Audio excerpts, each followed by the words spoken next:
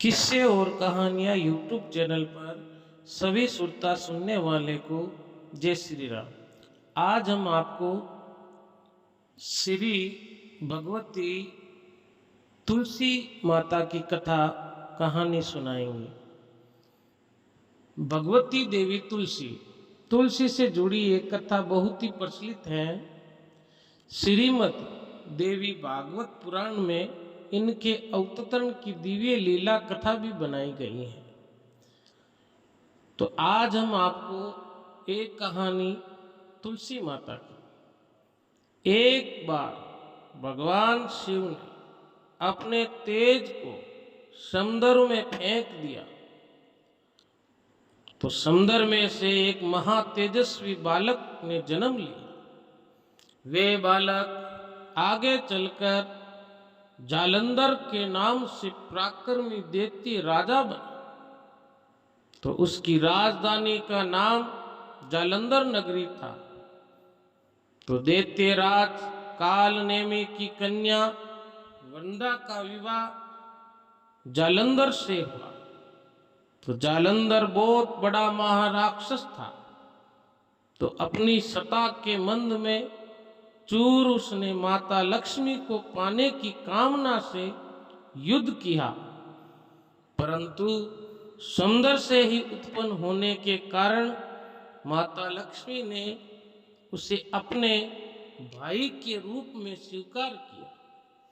वहां से पराजित होकर वे देवी पार्वती को पाने की लालसा से कैलाश पर्वत पर गया।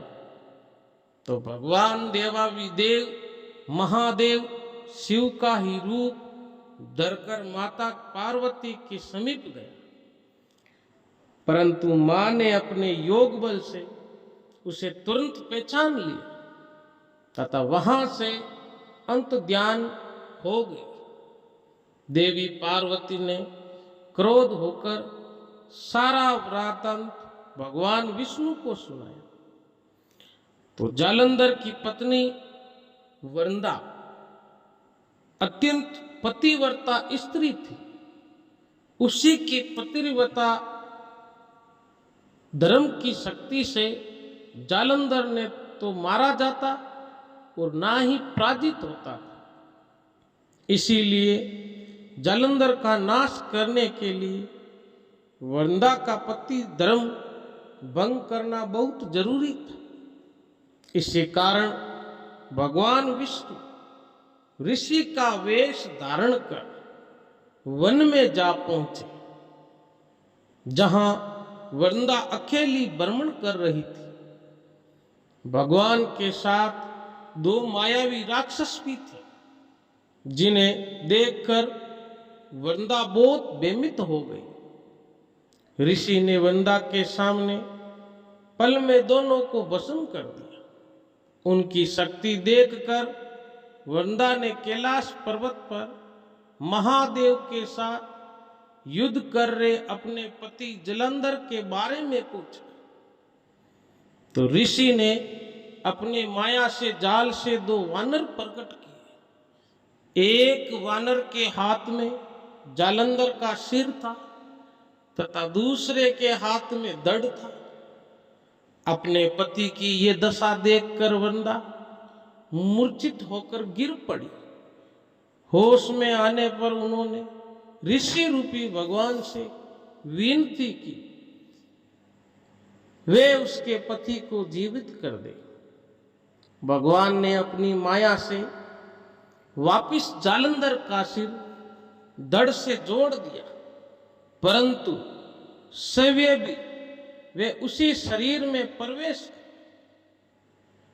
जालंधर के शरीर में प्रवेश कर गए। भगवान वृंदा को इस छल का जरा सा आभास ना हुआ तो जालंधर बने भगवान के साथ वृंदा पतिव्रता का विवाह करने लगी, जिससे उसका सतीत्व भंग हो गया।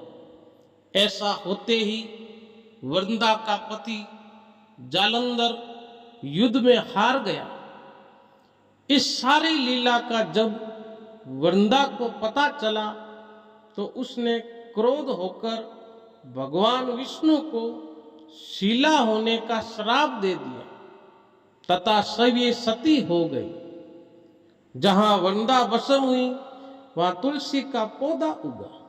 भगवान विष्णु ने वृंदा से कहा, हे वृंदा, तुम अपने सतीत्व के कारण मुझे लक्ष्मी रूप से भी अधिक प्रिय हो गई हो।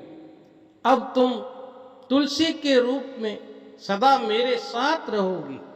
जो मनुष्य भी मेरे इस शालिग्राम रूप के साथ तुलसी का विवाह करेगा उसे इस लोक और परलोक में विपुल यश प्राप्त होगा। जिस घर में तुलसी होती है वहां यम के दूत भी अस्यम नहीं जा सकते। गंगा व नर्मदा के जल में स्नान तथा तुलसी का पूजन बराबर माना जाता है। चाहे मनुष्य कितना भी पापी क्यों ना हो, मृत्यु के समय जिसके प्राण मंजरी रहित तुलसी और गंगा जल मुख में रखकर निकल जाते हैं, वे पापों से मुक्त होकर वैकुंठ धाम को प्राप्त होता है। जो मनुष्य तुलसी व आंवलों की छायों में अपने पितरों का श्राद्ध करता है उसके पितर मोक्ष को प्राप्त हो जाते हैं। उसी दैत्य जालंधर की ये भूमि जलंधर नाम से विख्यात है। तो सती वृंदा का मंदिर मोलाकोट किशनचंद में स्थित है। कहते हैं इस स्थान पर एक प्राचीन गुफा थी जो सीधी हरिद्वार तक जाती थी। सच्चे मन से 40 दिन तक सती वृंदा देवी के मंदिर में पूजा करने से सभी मनोरथ पूर्ण होते थे। तो ये है तुलसी माता की कथा।